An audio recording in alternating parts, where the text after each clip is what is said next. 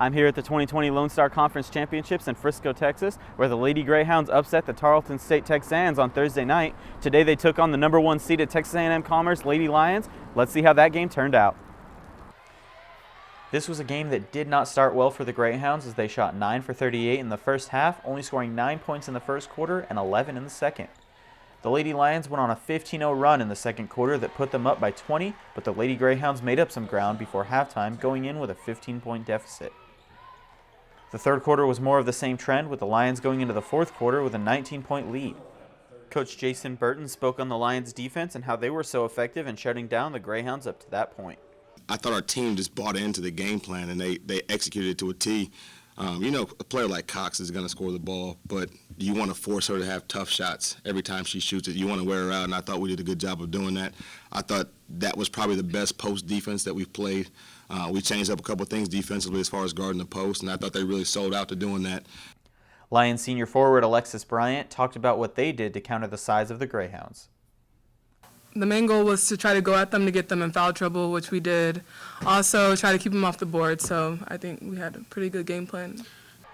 The fourth quarter showed quick improvement from the Greyhounds as they scored 25 in a late rally, led by sophomore point guard Zamarie Cox. Olivia Lewis had high praise for her teammate and the way she led the team late in the game. Zam, she's a great leader. She's one of the hardest working players I've ever played with. I played with her in high school as well, and I think just her effort throughout the entire game really motivates everybody else and just brings the energy that we need whenever we don't have it. So, this was a hard-fought game for both teams, but the Greyhounds had their work cut out for them as they trailed by 21 late. With just over 2 minutes left, they pulled it within 6 points and had the Lions on their heels. Coach Josh Brock had a lot to say about the resiliency his team showed in this game. Unfortunately, the ball did not fall for us. I mean, they do a good job of pressuring you, and rushing you into stuff. And I think in the first half we rushed a little bit, but I think there in the second half we settled down a little bit and started taking better shots. We're down 19 going into the fourth quarter. And these kids, the fight, the resilience that they had is probably as impressive as I've seen. These kids never quit, and I'm just proud of them for that.